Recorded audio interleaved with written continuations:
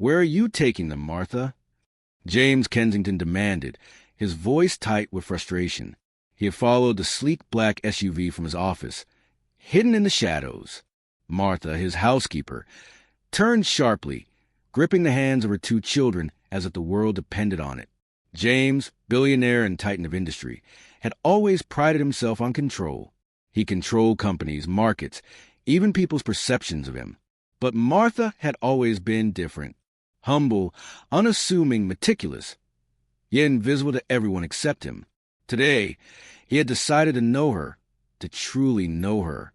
The city streets were cruel and indifferent. Martha navigated them with practiced care, her children whispering questions behind her back. "Mom, are we going to the park again?" her little boy asked, eyes wide with hope. The girl, older by 2 years, clutched her mother's skirt tightly, silently following. James's heart thumped violently in his chest. He had watched her for months, noticing small things, a worn jacket, frayed shoes, the way she smiled at strangers, even the pigeons in the square. He had never asked why she worked such long hours, why she never took a sick day, why she seemed to carry the weight of the world without complaint. Now he was about to find out. The SUV slowed and stopped in front of a tiny, crumbling apartment building tucked into a narrow alley. James's breath caught. The neighborhood was nothing like the polished avenues he frequented. Broken sidewalks, peeling paint, children playing in dusty streets. He had never stepped foot here. Not once.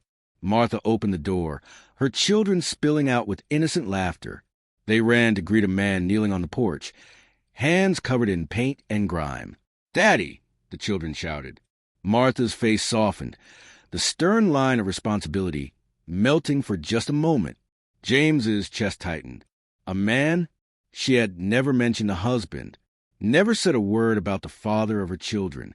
And yet, here he was, a figure of quiet strength, covered in work-stained clothes, smiling with pure love at his kids. Martha knelt beside him, smoothing his hair, whispering something that made him laugh. The scene was so simple, so human, yet pierced James with a strange, unfamiliar ache. For the first time, he realized Martha had a life beyond his mansion, a life she protected fiercely, silently, without ever seeking his approval or recognition. And then he saw it. Walls lined with books, handmade drawings, shelves stacked with trophies and certificates. Her children weren't poor or neglected. They were thriving, happy, loved. The little girl held a medal from a spelling competition. The boy clutched a painted wooden airplane. Martha had built a world of beauty from nothing, from scraps, from the impossible. James felt a pang of guilt he couldn't swallow. All those times he had scolded her for a late mop, a smudged countertop, a missing button. He had never understood what she carried. He had never seen the battles she fought quietly, the sacrifices she made every day. Then something broke inside him. Not anger, not frustration, but a raw, aching admiration. This woman, this invisible force in his life, was far stronger than he would ever be, far braver, far more human. Martha looked up suddenly, eyes meeting his through the car window. Her gaze was calm, almost knowing, but unreadable. James froze. Had she seen him? Could she tell he had followed her? Panic and shame collided inside him. But before he could retreat, a scream split the air, a child's laughter turning into a sudden cry. The little boy had stumbled near the edge of the alley, a loose plank threatening to tip him into darkness. Without thinking, James sprinted forward. He dove, catching the boy just in time, the plank cracking under his weight. Martha's hand shot out, grasping her son, but her eyes never left James. There was no anger in her gaze, only a quiet, piercing assessment, as if she could see every fault, every weakness, every untold story he carried. James realized, in that moment, that nothing would ever be the same. He had followed her for curiosity, for control, but what he had found was far beyond any ledger, any contract, any business empire he had ever built. And then she spoke, softly, almost a whisper. "You don't know me, Mr. Kensington, but you will." The words weren't a threat. They weren't a warning, but they were heavy with promise. James's hands trembled. His eyes stayed locked on hers. He knew, deep in his chest, that he had just crossed a threshold, one step further, and his entire world, his carefully constructed life of power and dominance, might never look the same again. The SUV door closed behind Martha and her children. The alley fell silent, but the weight of what he'd seen hung in the air like a storm about to break. And James knew he couldn't turn back. James Kensington stood frozen in the alley, heart pounding like a drum in his chest. The image of Martha with her children, the laughter, the medals, the simple beauty of their home, it all played on loop in his mind. He had thought he knew her, thought he had control over every aspect of her life as long as she worked in his mansion. But now, the truth hit him like a tidal wave. He had been blind to the real Martha, blind to the strength and sacrifice she carried quietly every single day. He turned away, but his thoughts wouldn't let him go. The city around him blurred. The harsh noise of traffic, the distant shouts, the flickering neon signs. It was all just background now. All he could think about was her, the way she had looked at him, calm and unyielding, as if she knew something he didn't. That night he couldn't sleep. He replayed the scene over and over. He kept seeing her children laughing, seeing Martha kneel to tie a small shoe, seeing the father's gentle hands guiding them. A part of him felt shame, an unfamiliar emotion for a man whose life was built on dominance and control. The next morning, he tried to return to his routine, but everything felt hollow. His board meetings, his conference calls, the applause of colleagues, all meaningless. The image of Martha's world, built from scraps and grit, haunted him. And then came an idea, dangerous, bold, human. He would find a way to truly know her, to understand her life, and maybe, just maybe, repay some of the debt he felt he owed her. By noon, he had arranged a coincidental meeting. Martha was cleaning his office, her gloves on, duster in hand, eyes fixed on the floor. James watched from behind the doorway, pretending to be absorbed in papers. "Mr. Kensington," she said, voice polite, unwavering, yet distant. He cleared his throat. "Martha, I'd like to invite you to lunch. All three of you." His voice was awkward, unfamiliar even to him. Martha froze. He could see her calculating, weighing the risks. She had been invisible to him for so long. Now, he was putting her on display. "I don't think that's necessary, sir," she said finally, calm but firm. Her words stung, sharper than any insult. James swallowed hard.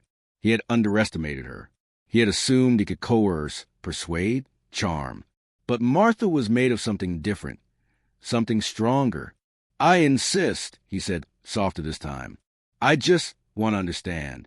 Your world, your children, everything." She studied him for a long moment, then nodded, almost imperceptibly. "All right, Mr. Kensington. One lunch, but no charity, no pity." He felt a flicker of hope. That flicker became a flame when he saw her children at the restaurant later that day. The boy's eyes lit up at the sight of a menu, as if discovering magic for the first time. The girl clutched Martha's hand, shy but curious. And Martha, she carried herself like she had been guarding something precious, something worth more than gold. They ate. The children chattered, and James listened, amazed at how articulate, bright, and grounded they were. Every word from Martha was measured, thoughtful, filled with lessons of life without ever sounding preachy. She spoke of responsibility, hard work, and dreams that seemed almost impossible. James realized something profound. This woman, this housekeeper he had long overlooked, had more wisdom, resilience, and humanity in her small frame than most people in his world had in their entire lives. And he was beginning to see, painfully, that money, power, and influence could never teach what she had learned, the lessons of survival, of love, of sacrifice. Then came the revelation. Her children began sharing small stories, innocently letting slip fragments of their lives. James's pulse quickened.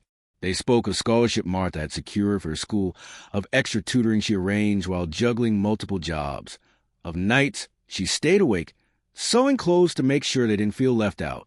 Every detail was a dagger to James's ego. Every sacrifice was a mirror to his own failures. He had wealth beyond imagination, yet had never done anything that mattered this way, this purely, Martha noticed his eyes glistening. "Mr. Kensington," she said softly, "you don't have to look at me this way. I don't want pity. I don't want recognition. I just live my life. That's all." He wanted to speak, but no words came. All he could do was nod, the weight of her integrity, her quiet heroism pressing down on him. As they left the restaurant, her children running ahead laughing, James realized he had crossed a threshold he couldn't undo. He had witnessed a world he didn't belong to, and yet it called to something inside him, a humanity he had long buried under contracts and boardrooms. Then, as he watched them disappear down the street, a figure stepped out from the shadows, a man with an intensity James recognized immediately. Martha's husband. Or was he? The children ran toward him joyfully, but his eyes flicked to James with an unreadable expression. A warning? A challenge? James froze. Something told him the next chapter of the story would not be easy. Not for him, not for Martha, and certainly not for her children. The man's eyes locked on his, and a cold shiver ran down James's spine. James Kensington's heart hammered as he stood frozen in the street. The man, Martha's husband or perhaps guardian, was nothing like James expected. He wasn't polished or wealthy, but he carried a quiet authority that made James feel small and exposed. His eyes were sharp, calculating, but not unkind. There was respect there, too, from Martha for the children. The children ran into the man's arms, their laughter echoing through the alley. Martha approached James slowly, hand on her son's shoulder. "James," she said, voice calm but firm, "this is our life, and you don't belong in it." James swallowed hard. He wanted to argue, to explain, to assert his place. But he knew she was right.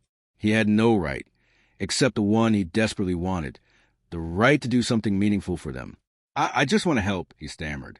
"I see what you do, how you live, and it's incredible. I want to support you. If you'll let me." Martha studied him, her eyes piercing yet soft. "Support isn't always money, Mr. Kensington, but I'll listen." Her husband's expression softened slightly. "She's right," he said. "We don't need charity. We need understanding, respect, and a chance to be ourselves." Something in James shifted then. All his life, he had measured success in numbers, deals, and influence. But now he understood the value of unseen labor, of quiet courage, of love that demanded nothing in return. Martha's life was a fortress built from integrity, sacrifice, and devotion, and he had trespassed into it. Not with malice, but with ignorance. Over the following weeks, James became part of their lives in ways he never anticipated. Not as a boss, not as a benefactor flaunting wealth, but as a quiet ally. He arranged tutoring for children, provided opportunities without ceremony, and simply observed, learning. He realized that the greatest power wasn't in owning things, but in uplifting lives without seeking glory. The transformation wasn't instant. Martha remained cautious, protective of her children and their world. But slowly, a bond formed, not of dependence, but of mutual respect. The children laughed more, brighter, freer, and James felt an unfamiliar warmth in his chest. The quiet joy of making a difference that could not be measured in dollars. Then came the moment that changed everything. Martha's little girl, holding a freshly painted picture of their family, turned to James and said, "You're like family now, Mr. Kensington." James felt tears prick his eyes. He had followed her for curiosity, for control. But what he found was far more than he could have imagined. Humility, love, courage, and the true meaning of wealth. Martha watched him, a small, knowing smile on her lips. "You had to see us to understand us," she said softly. "But now you know the truth. And I hope you've learned something about yourself, too." James nodded, unable to speak. The tears rolled freely down his face. For once, no business deal, no boardroom victory, no personal achievement could compare to this moment. The pure, human victory of recognizing worth, hidden yet immeasurable. The city outside continued in its relentless pace, but inside that small circle of love, laughter, and courage, time seemed to pause. The billionaire, the housekeeper, and her children, together, a world rebuilt from respect, empathy, and justice. And in that silence, James realized the ultimate truth. Wealth could never define a person. Compassion, integrity, and love, those were priceless. And Martha, with her quiet strength, had taught him the lesson money never could. Months later, James watched the children play in a small park Martha had always dreamed of taking them to. The sun fell golden over their heads. Martha stood beside him, smiling faintly, serene and invincible in her humanity. He whispered himself, voice shaking, "I was blind, but now I see, truly see." For the first time in his life, James Kensington didn't feel powerful because of his empire. He felt powerful because he had witnessed true courage, true love, and had been allowed, even briefly, to be part of it. The moral was clear, unforgettable. The richest lives are often hidden. The greatest victories are unseen. And the most human hearts are those who sacrifice quietly for others. James turned to Martha, ready to finally say everything he felt. But she only shook her head gently, smiling. No words were needed. He had understood.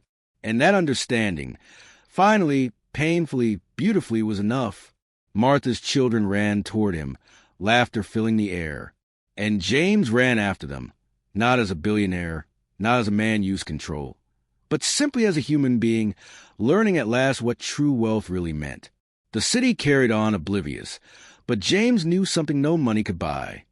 The power of seeing the world through the eyes of courage, love, and unwavering humanity.